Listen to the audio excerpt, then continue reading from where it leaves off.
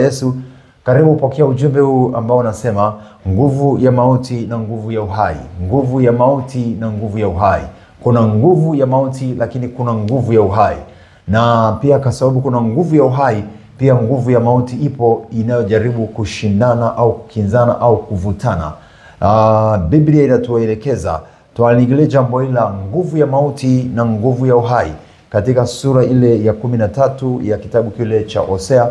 Maandiko matakatifu kupitia Hosea sura ya 13 mstari wa 14. Hosea 13:14, nitawakomboa na nguvu za kaburi, nitawaokoa na mauti. Ewe mauti, ya wapi mapigo yako? Ewe kaburi, ku wapi kuharibu kwako? Kujuta kutafichwa na macho yangu. Amen, amen, amen. Nitawakomboa na nguvu za kaburi, nguvu za mauti. Huyu ni Mungu ambaye anasema, na Mungu anahitaji watu wake warejee, watoke katika uovu na wakae katika njia yake, wakae katika ufalme wake, ili kuepushwa na mauti, kuepushwa na nguvu za kaburi. Na kuna watu wanateswa na nguvu za kaburi. Kuna watu wanateswa kwa njia ya ndoto kwenye kaburi, kwa njia za kaburi. Kuna watu wanateswa na nguvu za mauti kwenye ukoo, kwenye familia. Katika hii dunia tunayoishi iko mauti ya namna mbalimbali. Iko mauti ya namna mbalimbali katika ulimwengu, na ambayo inawatafuta wana wa Mungu, inawatafuta wateule wa Mungu, inatafuta mtu ili kumwangamiza. Mungu anasema, nitawakomboa na nguvu za kaburi, nitawaokoa na mauti. Ewe mauti, ya wapi mapigo yako? Ewe kaburi, ku wapi uwezo wako na nguvu zako?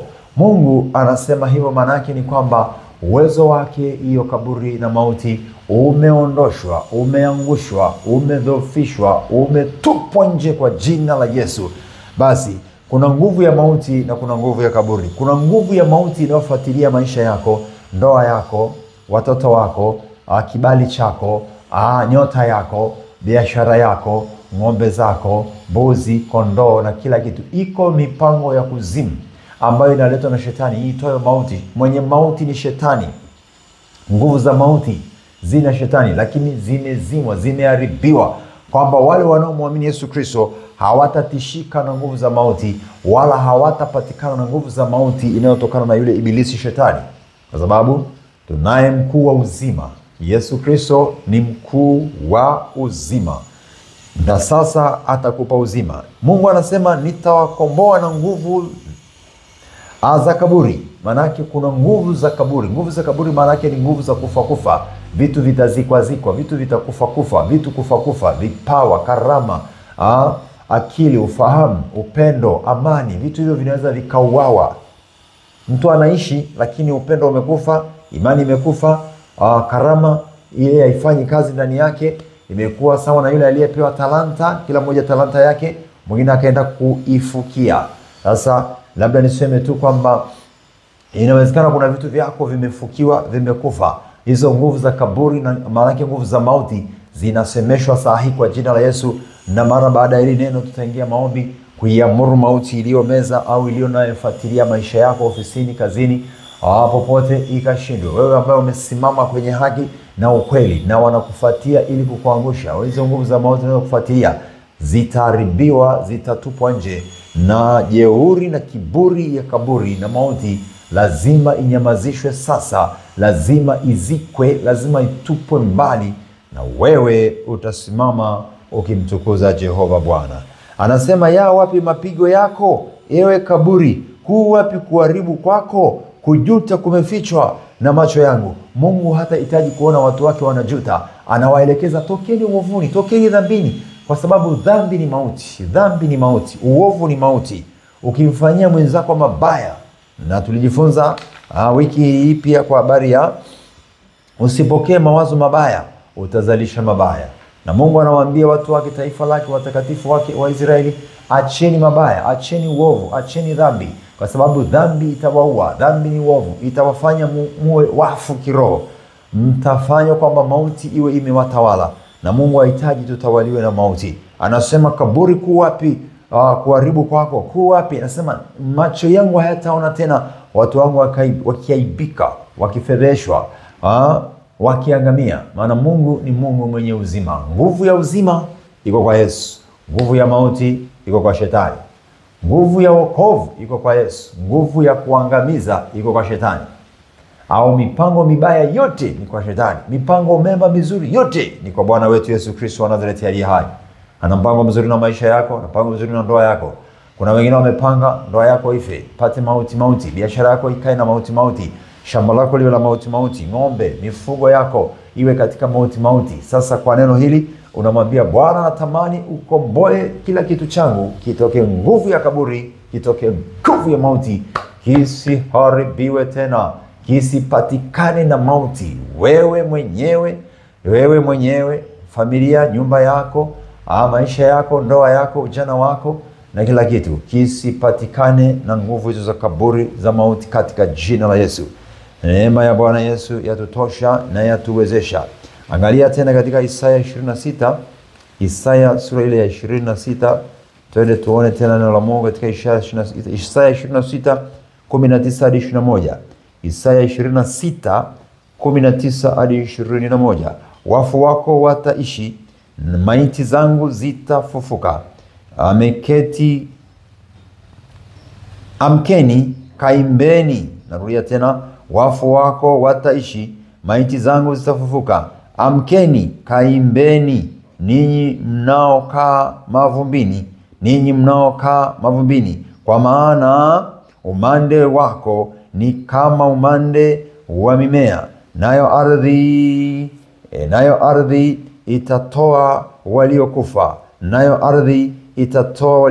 Njooni watu wangu, ingia wewe ndani ya nyumba yako, ukafunge mlango nyuma yako, ujifiche kitambo kidogo mpaka ghadhabu hii itakapopita. Mstari wa 21, kwa maana tazama, Bwana atakuja kutoka mahali pake ili kuwaadhibu wakaao duniani kwa sababu ya uovu wao. Ardhi nayo itafunua damu yake, wala haitawafunika tena watu wake waliouawa. Amina. Ardhi inaweza ikashikilia vitu hata sasa. Ardhi inaweza ikashikilia uhai wa watu, inaweza ikashikilia baraka zako. Ardhi inaweza ikashikilia kwa amri au kwa mipango mibaya ya shetani na mauti, ambaye alitupwa katika hii dunia na yupo katika hii dunia, ili kazi yake sasa anachotafuta ni kufanya yale aliyoyafanya yeye, ili watu wafe, vitu vyao vife. Lakini kwa jina la Yesu tunaisemesha ardhi isiwe inakula wala inaua vitu vyako, isiwe inaharibu vitu vyako, bali vitu vyako vibaki salama katika jina la Yesu Kristo. Nayo ardhi inaambiwa iachie. Sasa kuna nguvu ya ufufuko inakuja siku ile ya mwisho, parapanda itakapolia. Lakini wakati tunapoendelea kuishi, yuko mauti ambaye yeye anaendelea. Lakini pia nguvu ya uzima au nguvu ya uhai ipo, inaendelea kuzunguka huko na huko, ili watu wawe hai kiroho, wawe hai hata kimwili, kwa sababu kuna majira ya mtu kufa. Na kama Mungu hajapendezwa, manake shetani anataka watu wafe. Shetani anataka vitu vyetu vife, ni kufa. Lakini kwa jina la Yesu mfufuka, mwenye nguvu za uhai, nguvu za kuishi, anatuwezesha na atakuwezesha wewe na vitu vyako visive. Na kama viko vilivyokufa vitafufuliwa. Anasema, kuwapi uwezo wako kaburi? Kuwapi kiburi yako? Kuwapi kupiga kwako? Ya wapi mapigo yako? Mapigo ya kaburi na mauti huondolewa kwa jina la Yesu mwenye uweza wao weka watu wawe hai. Haleluya. Kwa hiyo hapa anasema kwamba watu waliokufa watafuka, wafu wako wataishi. Maana watapewa kuishi tena. Kuna wakati wa mwisho, lakini hata sasa watapewa kuishi, wasiwe na ufu. Biblia inatuonyesha wazi kwamba kuna ufu wa kiroho na ufu wa kimwili. Njooni watu wangu, ingia wewe katika nyumba yako, ufunge mlango nyuma yako. Anasema njoo, ingia uwe salama, njoo uwe salama katika jina la Yesu Kristo. Jifiche katika nyumba ya Bwana, jifiche imani mwa Bwana. Mbawa za Bwana zikufunike, uvuli wa uzima ukufunike. Nifiche kwako Bwana Yesu. Nakumbuka wimbo huu, nifiche nijifiche kwako Bwana Yesu, nivute kwako Bwana Yesu, niweke kwako Bwana Yesu, nihifadhi kwako Bwana Yesu, katika shida hata furaha. Haleluya! Unaomba na kuimba, Bwana akufiche kwenye mbawa zake. Chini ya mbawa zake tunapata uzima, tunapata wokovu, tunapata kuwa salama, salama, salama, salama. Nguvu ya mauti, iko nguvu ya mauti inatembea hata saa hii. Iko nguvu ya mauti inatembea, inatafuta kuua, inatafuta kuharibu, inatafuta kumeza, inatafuta kuvunja vunja na kutupa nje vitu vyako. Lakini kwa sababu tunayo nguvu ya uhai, Yesu Kristo na jina lake, yeye kwetu ni nguvu ya uhai, ni nguvu ya uzima. Nguvu ya uzima, Yesu Kristo. Jina la Yesu linatupa kuwa na nguvu ya uzima, ili tusiishi katika mauti. Miili, roho, nafsi na vitu vikae katika uzima tele. Angalia sura ya 26, Isaya sura ya 26. Sura ya 27. Samahani, angalia sura ile ya 27 mstari wa kwanza mpaka ule wa 6. Isaya 27, 1 mpaka 6. Katika siku hiyo Bwana kwa upanga wake ulio mkali, ulio mkubwa, anasema kwamba ulio na nguvu, atamwadhibu Lewiathani, nyoka yule mwenye kuzonga zonga, naye atamuua yule joka aliye baharini, naye atamuua yule joka aliye baharini. Katika siku hiyo shamba la mizabibu la mvinyo liimbieni, anasema liimbieni. Mstari wa 3 anasema, mimi Bwana nalilinda, nitalitia maji kila dakika, asije mtu akaliharibu. Usiku na mchana nitalilinda. Na mstari anasema hasira sinayo ndani yangu, kama mbigili na miiba ingekuwa mbele zangu, ningepanga vita juu yake, ningeiteketeza yote pamoja. Au azishike nguvu zangu, afanye amani nami. Naam, afanye amani nami. Siku zijazo Yakobo atatia mizizi, Israeli atatoa maua na kuchipuka, nao watajaza uso wa ulimwengu matunda. Nao watajaza uso wa dunia au wa ulimwengu matunda. Katika siku hiyo Bwana kwa upanga wake ulio mkali, ulio mkubwa, ulio na nguvu, atamwadhibu Lewiathani, yule nyoka mwenye kuzongazonga. Aina ya nyoka hizi ni roho, ni mamlaka na ufalme wa giza huu, ambao upanga wa Bwana ulio mkali. Upanga wa Bwana ni neno lake. Neno la Mungu ni upanga, na anasema ni upanga wenye nguvu.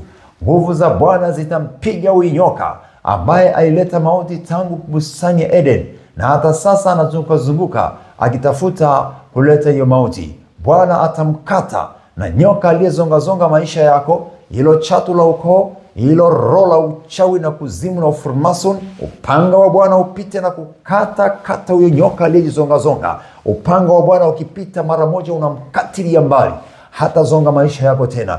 Yule nyoka mwenye kuzongazonga Lewiathani, nyoka yule mkubwa wa baharini.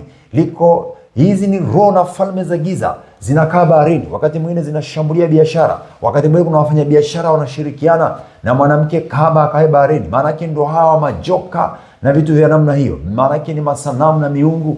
Sasa wewe usio na ushirika na vitu vya namna hii, bali sasa ukae kwa Yesu, mwenye nguvu za kuiua mauti, mwenye nguvu za kuipiga mauti ivunjike, mwenye nguvu ya uzima, mwenye nguvu ya uhai.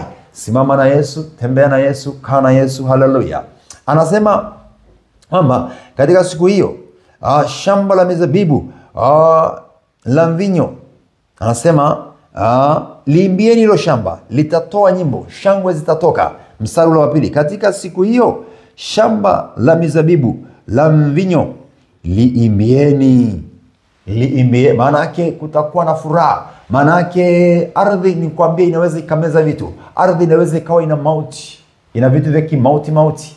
Shetani anaweka, kwa sababu ardhi imebeba vitu vingi. Usijenge nyumba ukaingia tu bila kufanyiwa maombi na mtumishi wa Mungu ambaye wewe unajua kweli atakuja ataomba, yani atafanya jambo la kiroho. Jitahidi, kwa sababu ardhi imebeba vitu vingi. Usianze uwanja wako kujenga ukafunguliwe kwa maombi katika damu ya Yesu, kwa sababu adui anaweza akaweka. Unaona, anasema shamba sasa liko ni mazao kwenye ardhi. Anasema lilikuwa alizai tena, maana yake sasa litakuwa na furaha. Na anasema matunda yatajaa, litazaa matunda. Sasa kuna matunda kawaida, mimea, kuna matunda ya kiroho ambayo Mungu anasema watu wake wazae. Walikuwa wazai, sasa wazae watoto wa kiume na wa kike, kazae kwa jina la Yesu. Alafu kuna kuzaa mibaraka, kuzaa matunda mazuri, yani swala la kiroho sasa, kuzaa kiroho, kuzaa kimwili, kazae kwa jina la Yesu wa Nazareti aliye hai. Bwana asema hasira haitakuwepo, na anasema ameiondoa, na siku hiyo Yakobo atatia mizizi. Tia mizizi sasa, maisha yako yawe na mizizi. Mauti isiwepo tena. Nguvu ya mauti, nguvu ya kaburi imeshindwa na inashindwa. Tunamwamini Yesu, unamwamini Yesu, nguvu ya kaburi haiwezi tena kwako, nguvu ya mauti haiwezi tena kwako, katika jina la Yesu. Inua mkono wako, nyooshea vitu vyako ulivyo navyo, na wewe mwenyewe na nyumba yako na kila kitu chako. Mimi kwa mamlaka ya jina la Yesu nasema nguvu za mauti na kaburi zimekwisha kusemeshwa katika Hosea sura ile ya 13 mstari wa 14, Isaya 29:19-21, lakini pia Isaya 27:1-6, katika jina la Yesu Kristo wa Nazareti. Na hata katika Waebrania Bwana asema amechukua nguvu ya uweza atuwekee ili mauti imezwe, ishindwe katika jina la Yesu. Kwa kuwa nasi tumeshiriki mwili na damu, naye alishiriki vivyo hivyo mwili na damu, ili amuondoe mwenye kuua. Katika jina la Yesu, mwenye nguvu za mauti ameharibiwa, aharibiwe sasa, asiweze tena kwenye maisha yako, katika jina la Yesu Kristo. Bwana akukomboe wewe na nguvu za kaburi na nguvu za mauti. Bwana Yesu, umeahidi kwa neno lako. Naomba sasa jina lako na uweza wako ukamtoe mtu huyu, ukamwokoe mtu huyu kutoka nguvu za kaburi na mauti. Mauti na kaburi vikashindwe na kuvurugika na kuharibika na kutoweka kuanzia sasa katika jina la Yesu. Maisha yako yapate mwangaza, maisha yako yapate kibali, maisha yako yapate furaha. Vitu vilivyofukiwa, vitu vilivyokufa nafsini mwako, ndani yako, vifufuke sasa kwa uweza wa ufufuko wa Yesu Kristo. Naamuru vifufuke sasa, visiwe katika ufu tena kwa jina la Yesu. Nimeamuru watoto wako, elimu zao, vipawa vyao na karama zao, naamuru sasa vifufuke. Bwana Yesu, naomba uweza wako ukafufue, viwe hai katika jina la Yesu. Ninaomba pia Bwana Yesu, kwa ajili ya huyu ambaye biashara yake imewekewa mauti, ninaupiga huo uwezo, kwa sababu mapigo ya mauti yamekwisha kushindwa na uwezo wa mauti umekwisha kushindwa, kwa sababu tunawe Yesu ambaye uliishinda mauti, ulishinda kaburi na mauti, uliishinda kuzimu. Milele imeshindwa, haitafanikiwa kwao wanaokuamini, kwa sababu wanaokuamini ninao uko ndani yao na wanazo nguvu za kuipiga mauti. Nami naipiga mauti iliyofuatilia ng'ombe za huyu mtu, kuku au mifugo yake yote, ustawi wa maisha yake ya kiroho na kiuchumi. Ninaangusha nguvu zile na kazi zile za kipepo, ninazikemea sasa, ziharibiwe na kuondolewa, na maisha yako yapate uhuru tena, faida si hasara tena. Na ikemea roho ya hasara kwenye kazi yako, kwenye ofisi yako, kwenye uchumi wako, lakini pia kwenye biashara yako, na kukemea mauti uliyetumwa kuleta